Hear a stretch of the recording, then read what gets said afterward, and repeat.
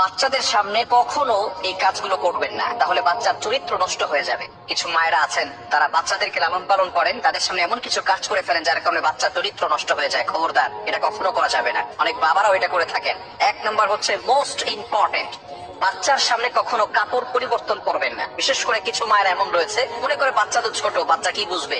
2 বছরের পরে বাচ্চাদের সামনে কাপড় খোলামেলা করবেন না। কেননা 2 বছরের পরে ক্ষুদ্র ক্ষুদ্র ছোট বিষয়গুলো বাচ্চার মনে থাকে, বড় হওয়ার পরে মনে থাকে।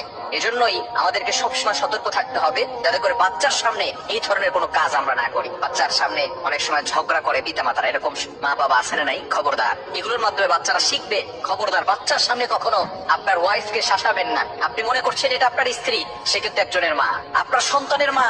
এজন্য অবশ্যই তাকে সম্মান করতে হবে, রেসপেক্ট করতে হবে। অনেক পুরুষ এটা বুঝেই না।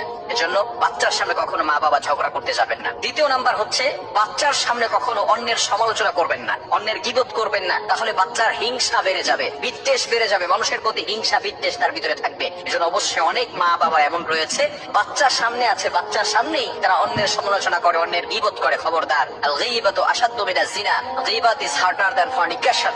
গীবত হচ্ছে এমন একটা গুনাহ যেটা জিনার থেকেও মারাত্মক গুনাহ।